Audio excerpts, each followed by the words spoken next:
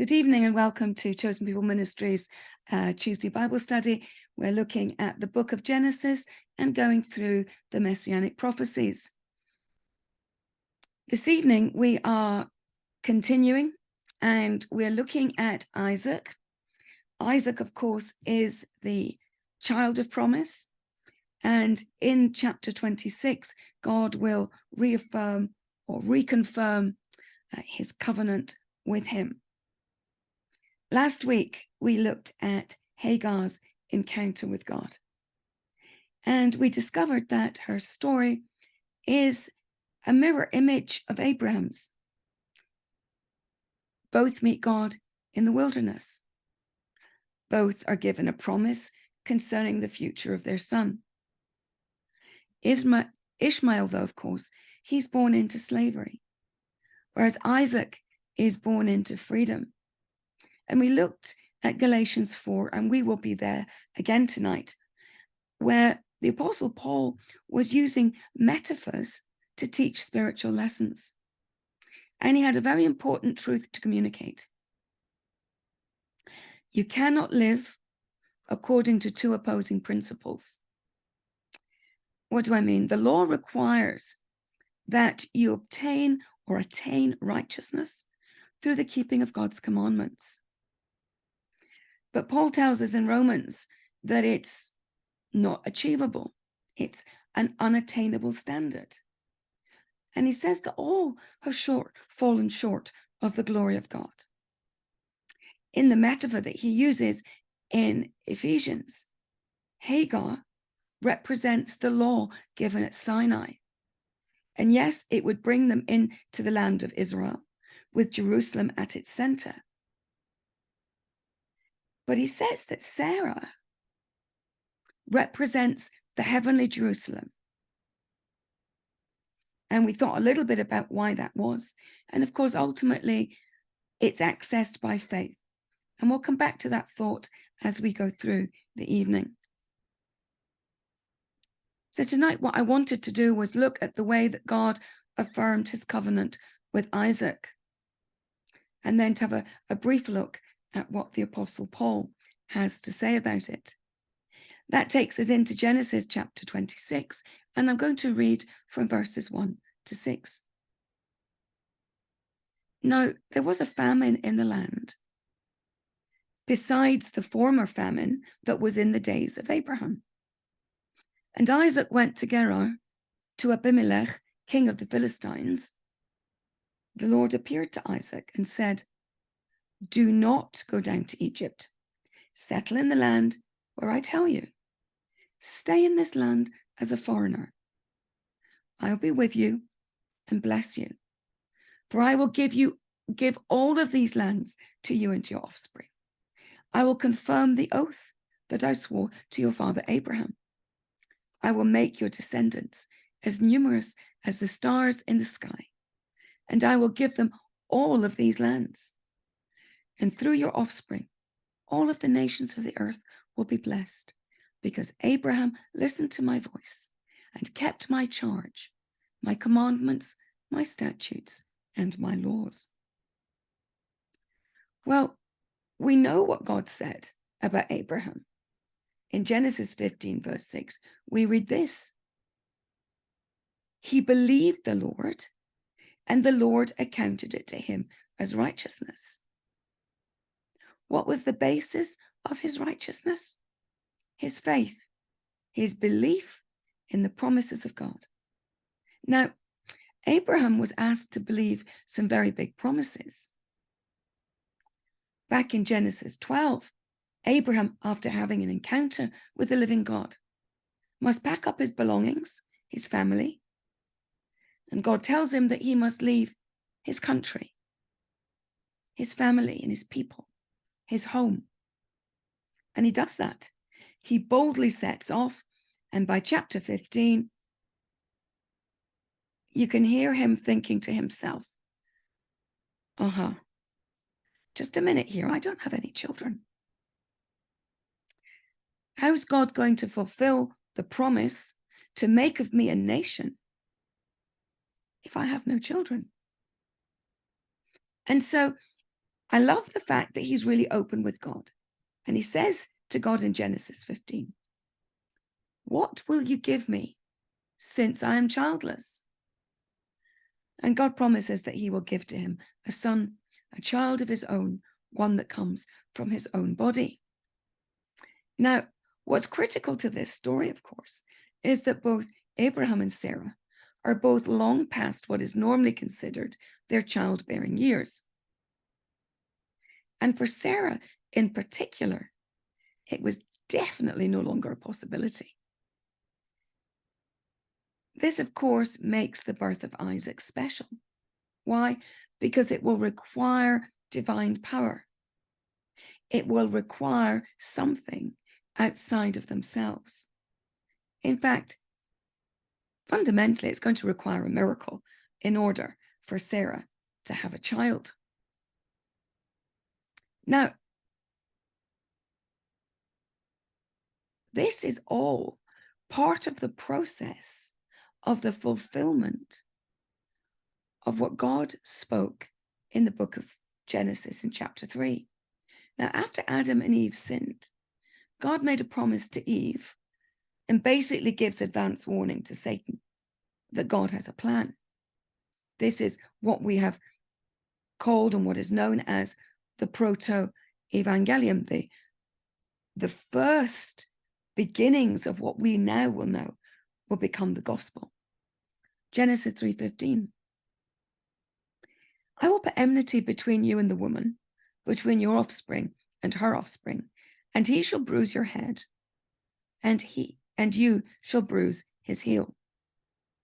Now, what's really interesting about this is that Eve expected her child to be the man, the answer to her prayers. But it wasn't the case. In Genesis 4, Adam knew his wife Eve, and she conceived and bore Cain, saying, "I've gotten a man with the help of the Lord." Well, unfortunately, Cain kills Abel and is sent away. So in effect, she has no child.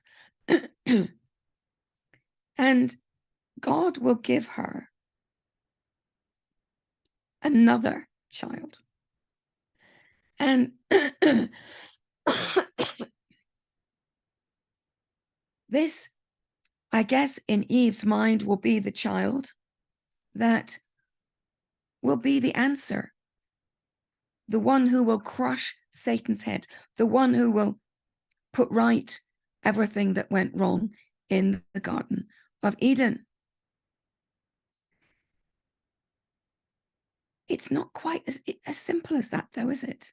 At least not for our journey through Scripture.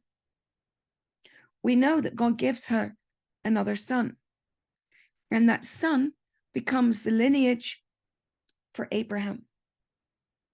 And it's the promise to Abraham, the covenant to Abraham, that will begin to show us the spiritual journey that God is going to take us through as we go through the Bible, that will ultimately lead us to the Messiah.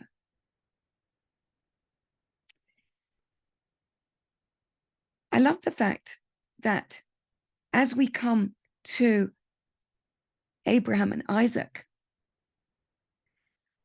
it's as if a baton is it's like the relay races. God has given to Abraham a covenant, and Abraham is going to pass that covenant through his family. It's Isaac's turn, and God will need to affirm in his life the promise that the Lord God had made to his father. Like Abraham, God will ask him to believe, to act in faith, to live not according to what he can see with his physical eyes, the famine that is impending, that is encroaching, but to live by faith in the very promises of God that God will affirm to him. I think actually This is the very same thing that God asks each one of us, to live by faith and not by sight, to live our lives based on the promises of God. So here we have Isaac in Genesis chapter 26.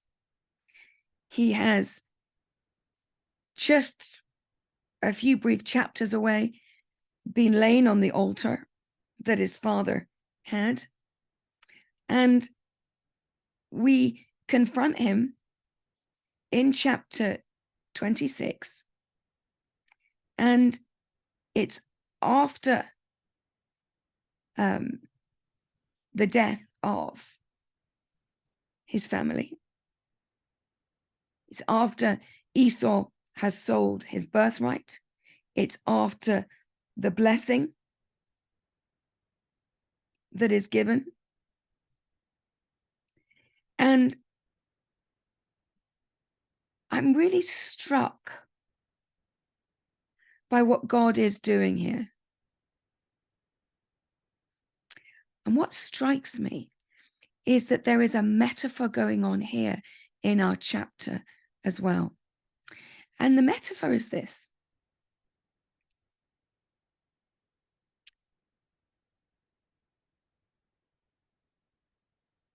It's almost the opposite of what happened with Abraham.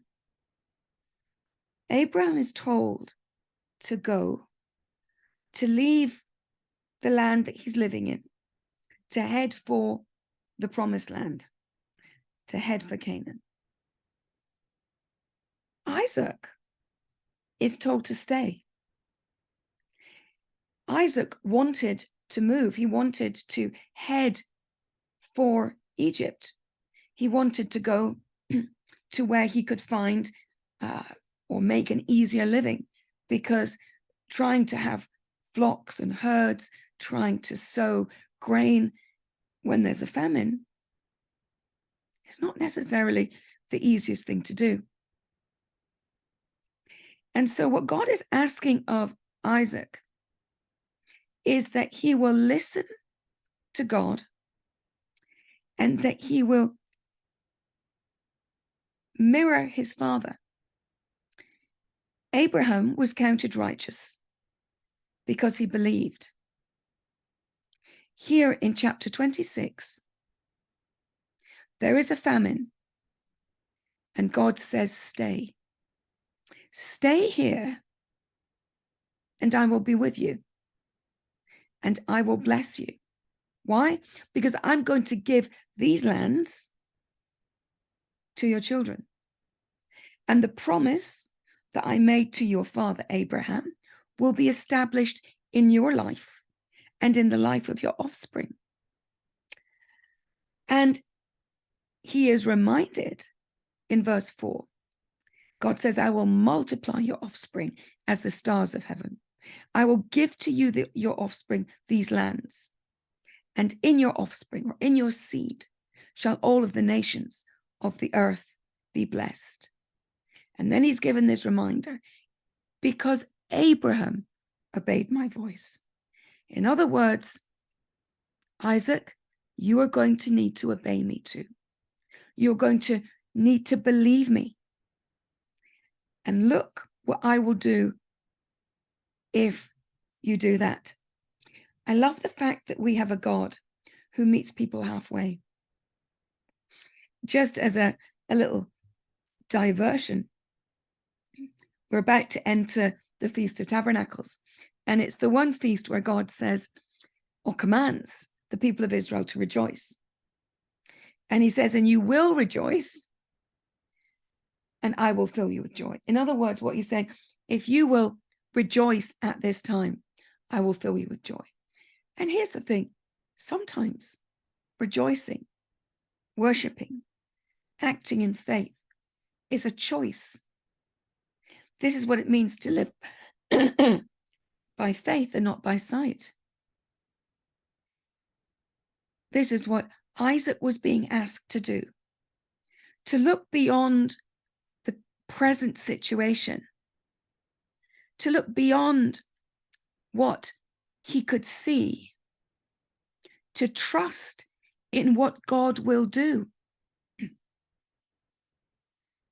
And the joy of this covenant is that it will extend beyond the Jewish people. Isaac is told, if you will obey me,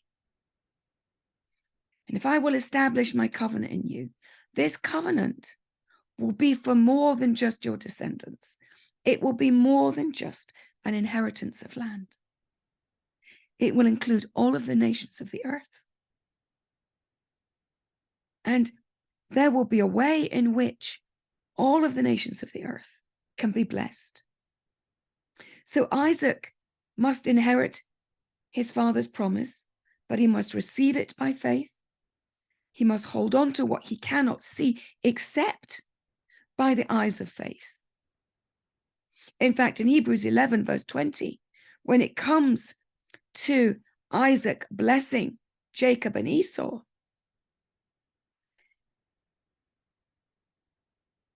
the writer says that Isaac invoked the blessings. How? He invoked by faith these future blessings. He was a man of faith. Isaac heard the voice of God. He received the promise of God. He heard God say to him, I will be with you. The son of promise is the heir of promise. He will become the bearer of the promise of God for the nations. And I wondered something when I read this tonight. I wondered if in this promise, God is dropping a little hint. He says, I will be with you. And I think he's pointing prophetically to the name of Messiah. The promises of God were for his offspring. And the promise would be carried not only through their line, but it has a destination. The destination and the fulfillment of the first promise made to Abraham, and then to Isaac, and then to Jacob, and then down the seed, is the Messiah himself.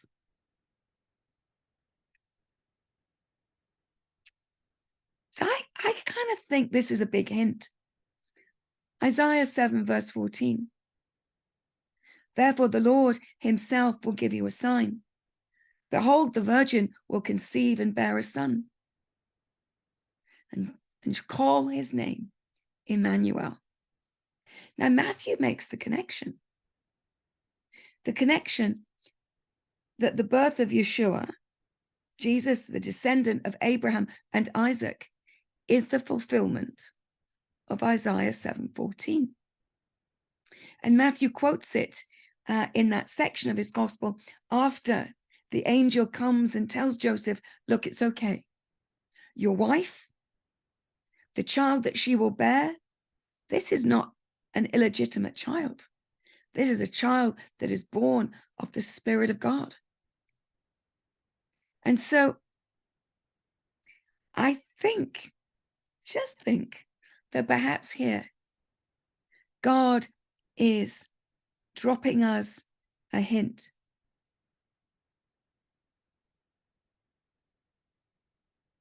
Now, going back to Isaac,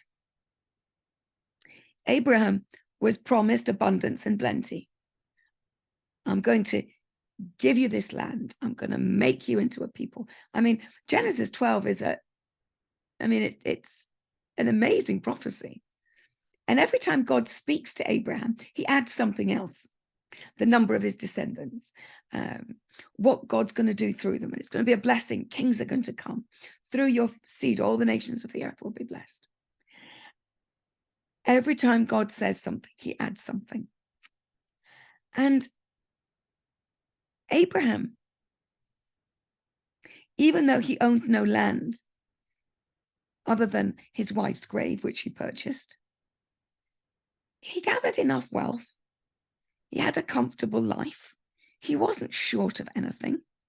But at the moment when God comes to Isaac, Isaac is faced with famine, the very opposite. And if his life is a metaphor, where is he?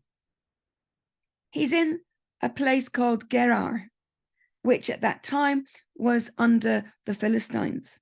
Today, it's less than about 30 miles from Beersheba. He is the child of the promise. He's the bearer of the promises to Abraham. I wonder how promising it felt at that moment to be sitting there in Gerar with a famine in front of you, and God says, stay here, don't move, and I'm going to bless you. What an act of faith that must have taken in the heart of Isaac to not leave, to not go where he wanted, to not do what he thought in the flesh, in human terms, was the sensible thing to do, and that is to go where life is easier.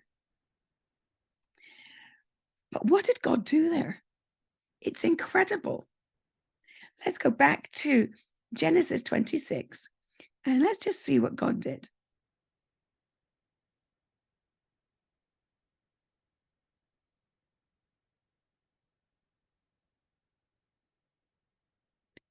Verse 12.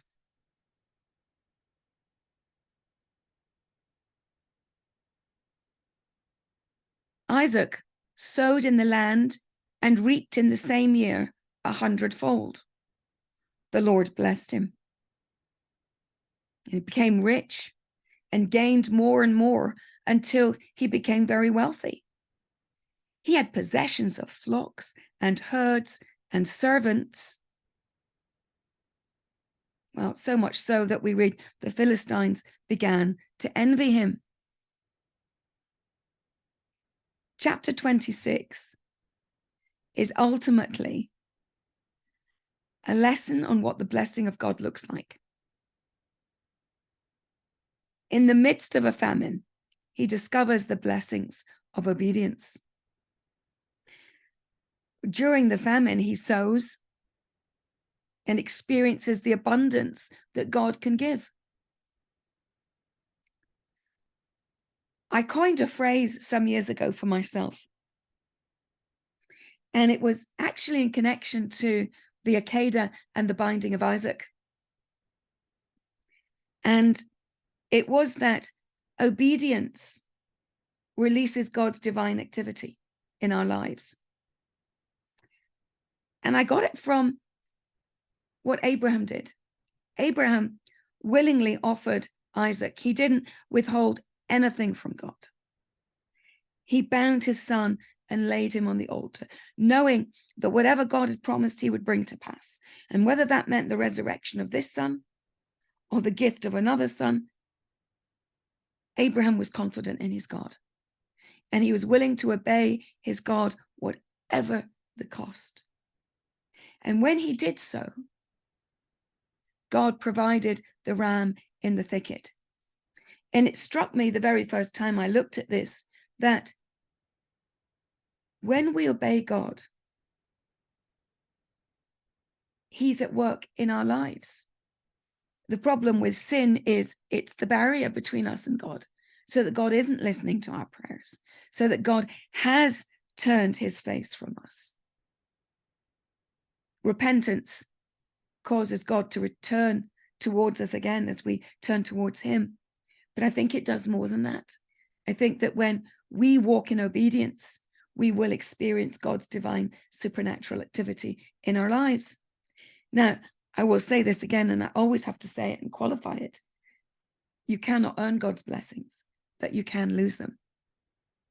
And obedience is one of the things that clearly pleases God's heart the most. Abraham was righteous because he believed God. He was righteous because he obeyed God. He heard God. And here we have Isaac relearning this lesson for himself. Isaac, stay here in the midst of famine sow, and ultimately you will reap. And what he was being asked to do was not to look at what he could see in front of him, but he was asked to focus on the vista of God's promises. He was asked to focus not on the ways of the world, but on the ways of God. And so God trained him to have faith, a faith that didn't give up in the face of adversity, a faith that would give him the strength to press on. Now, we just read in Genesis 26 that the Philistines became envious. And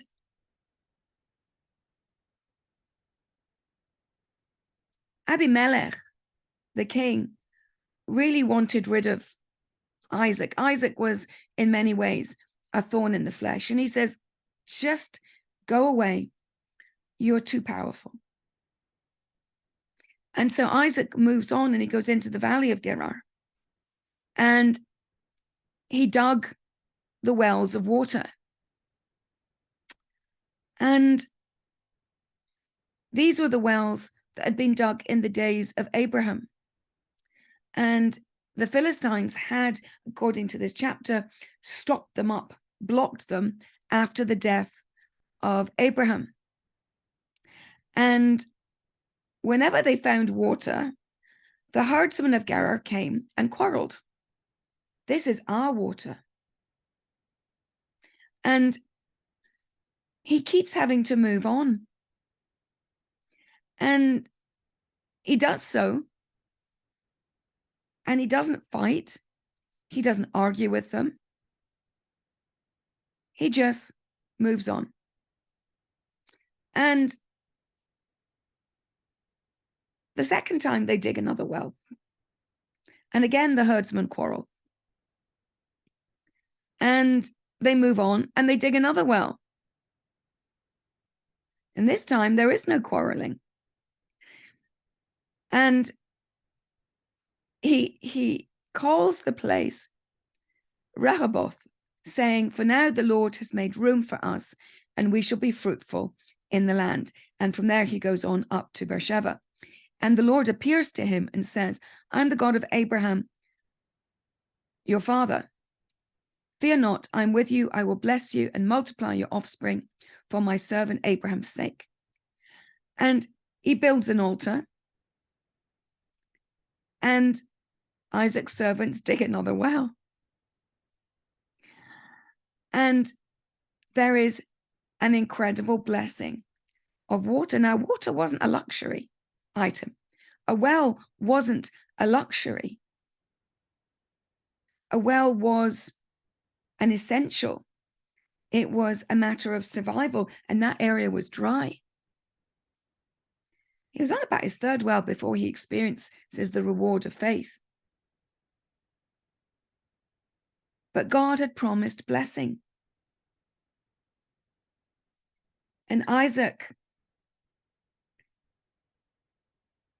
saw the faithfulness of God. And this well that he digs at the altar is full of water. It reminds me of a verse in Hebrews chapter 10, where we read, do not throw away your confidence. It will be richly rewarded. You need to persevere so that when you have done the will of God, you will receive what he has promised. This could have been written about Isaac. Isaac did not throw away his confidence. He was richly rewarded. He did need to persevere. And he did the will of God. And the testimony of Scripture, he received what he had promised. And the land of Gerar, which was part of the land of the Philistines, is today in the land of Israel. Going into some of the significance for us, we need to go back to Galatians 4 and see what the Apostle Paul has to say about Isaac. Because last week it was about Hagar and Sarah, and this week's metaphor is Isaac and Ishmael, although Ishmael is not mentioned by name. It is a contrast that isn't fully there. You know, in you still see it in the rabbis today, but in Jewish thinking, you only need to quote half of something for the people to know what you're talking about. So when he says in verse 28, now, brothers, you are like Isaac. You are children of promise. And then again, we come back in verse 29 to the idea of just as he who was born according to the flesh, Ishmael, and he who was born according to the Spirit, which is Isaac.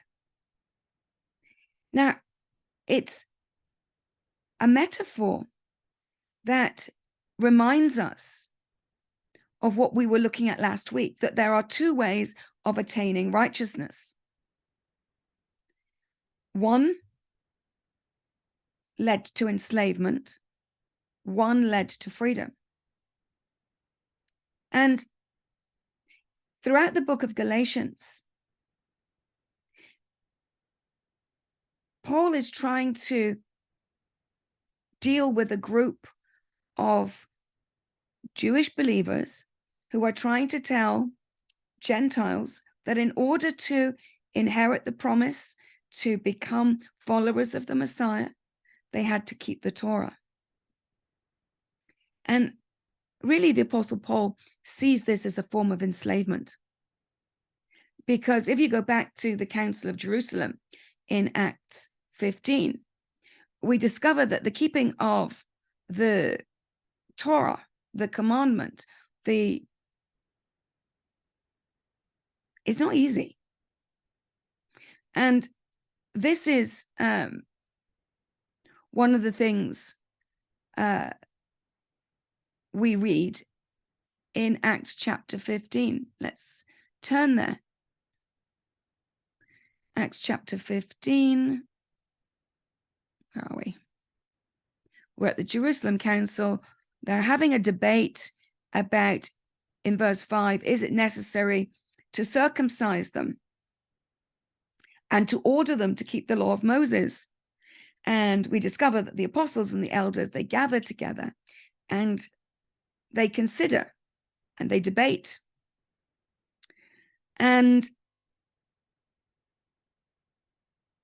the decision is this, that we should not make it hard or trouble for the Gentiles to return to God. And ultimately, he uses what they've seen, that God has been saving Gentiles and pouring his Spirit out on them, and that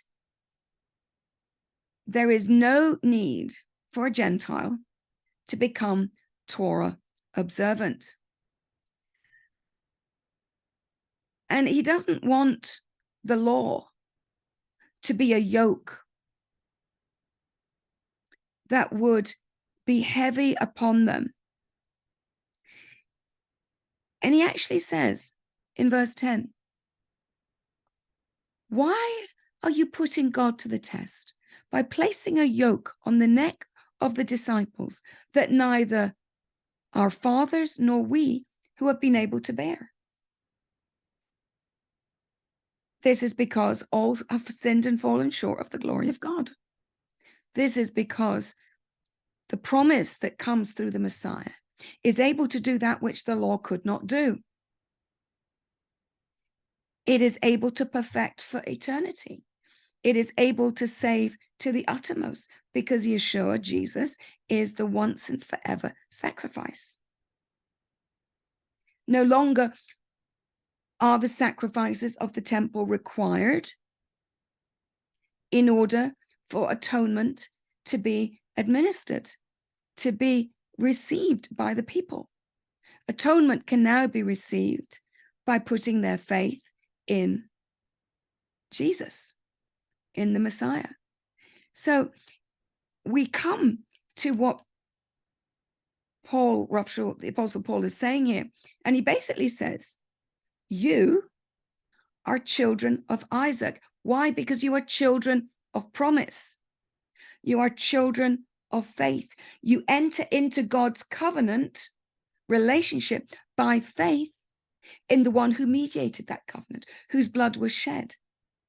And so this is kind of the rounding up of what Paul was saying about Hagar, whose son was born into slavery, and Sarah, whose child was born into freedom. How else are we like Isaac? Well, Isaac was born supernaturally. Isaac needed his mother to be touched by God in order for her womb to be opened. But she had to, according to the book of Hebrews, have faith in the promise of God. When she believed in faith that what God had promised would happen, God opens her womb and she is able to bear a child. There is a supernatural element, a faith element to the birth of Isaac. Isaac is the heir of the promise, who foreshadows the Messiah. And we too have inherited this promise, a promise that was made for all of the nations of the earth. Blessing would come through Abraham's offspring. And we are spiritual offspring of Messiah. We are spiritual children of Abraham. In fact, we are, as it were, the spiritual seed of Abraham. And here's the thing. If we take the gospel, if we live out Matthew 28 and the Great Commission, we too will bring blessing to the nations of the earth. All of this to say that the Apostle Paul wants us to understand our role in God's kingdom, and to take up the challenge of Isaac. Isaac had to walk by faith and not by sight. Isaac was trained by God to have faith. And when Isaac walked in obedience like his father Abraham did, the divine activity of God was released in his life. If we, brothers and sisters, want to see God at work in us and through us, it requires not only faith, but faith that is lived out through obedience to the word and the will of God. And then, like Isaac, we too will see the blessing of God. And the challenge is, like Isaac, not to look at just what our physical eyes can see here, but we need to have the vista of the promises of God. We need to be looking to our heavenly Jerusalem, to that which awaits us in glory. If we are too firmly planted here on earth, we'll miss out on the blessings of God. So my challenge, I think, to myself and hopefully to you is, how will we bring the blessing of God to those around us tomorrow, this week, the coming year? How will we, where is God going to grow our faith? What do we need to learn? And here the promise of God is this: Emmanuel, God is with us in the person of his son. A little prophetic, I think, nod to the name of the Messiah right there in Genesis chapter 26. I hope that's been encouraging tonight, and I look forward to joining you next week. Shalom, shalom.